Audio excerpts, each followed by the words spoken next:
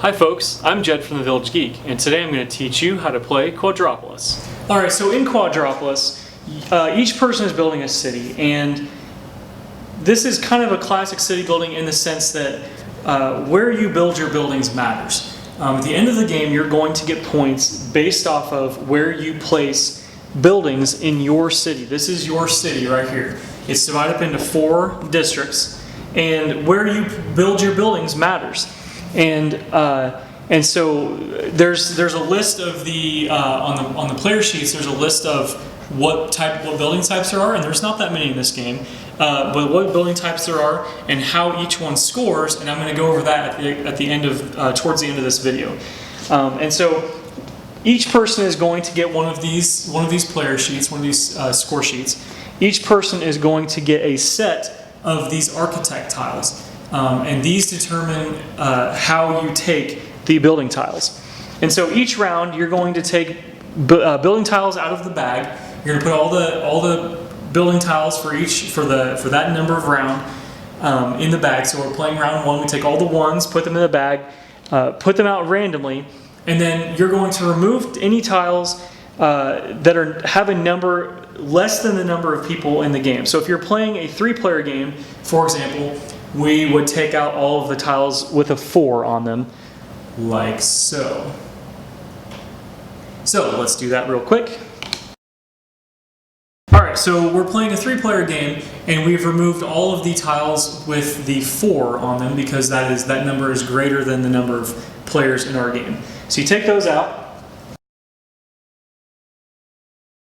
Alright, so what really makes this game unique is how players take the building tiles. So once you have all the buildings flipped over, you're going to take turns placing these architect tiles in order to get buildings for your city. So let's say the red player is going to place this 2 architect tile, and they're going to place it right here, which means that they take the second tile up. You can put an architect on below or above a column or next to a row on either side. Now, after you take the tile, you immediately place the urbanist, this dark gray piece right here, on that space. And I'll explain more what that does here in just a minute. As soon as you take the tile, you're going to take the resource that is in the top left-hand corner. So in this case, you're going to take 1 fuel and just place that in your supply. Then you must place your tile, because the red player placed the 2 architect tile, you can place it on a row or a column that has a 2. So in this case, they could put the factory tile here. All right, and so then play continues to the next person. And so let's say the blue player is going to place one of their tiles. Well, here's the thing: they cannot put one of their architects in next to this row or this column because the urbanist is blocking those two rows and columns. So let's say they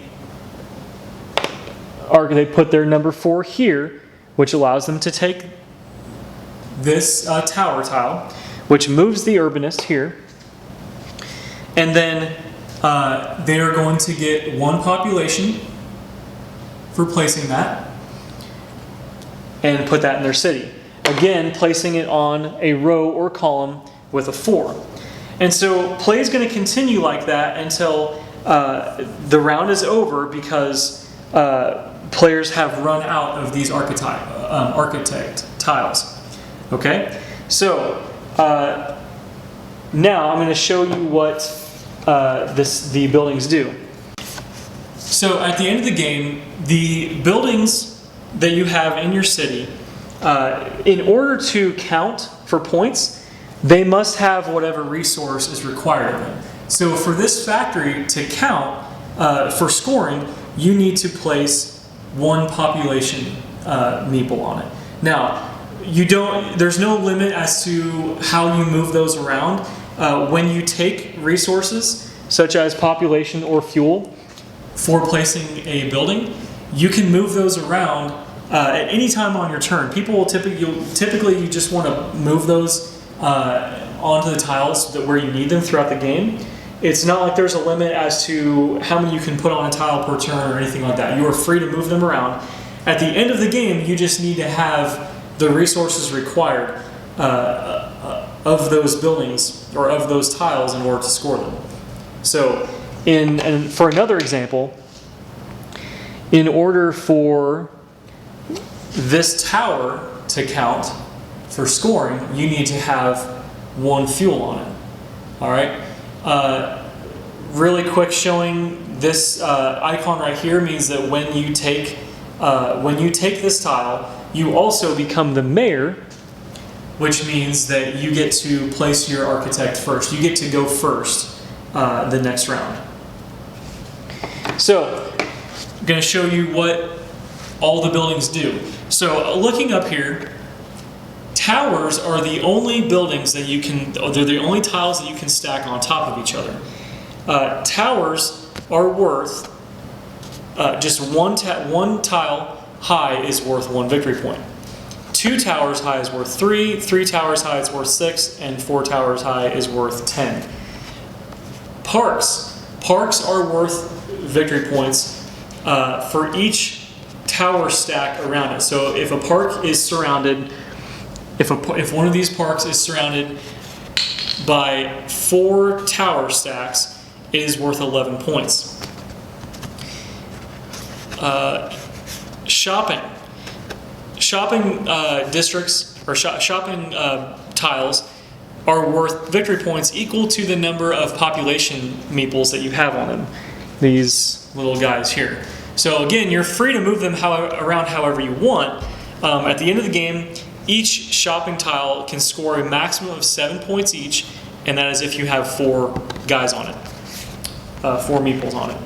The factories are worth victory points equal to the number of shopping tiles and harbor tiles. So in this example, this factory here has 2 harbors, which scores at 6 points, 3 for each, and then 2 shopping tiles, which would be 4 points, 2 for each, and so that would be 10 points right there.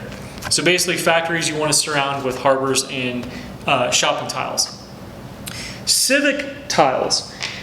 Civic tiles will often have victory points listed on the tile itself. For example, this tile itself is worth 2 victory points.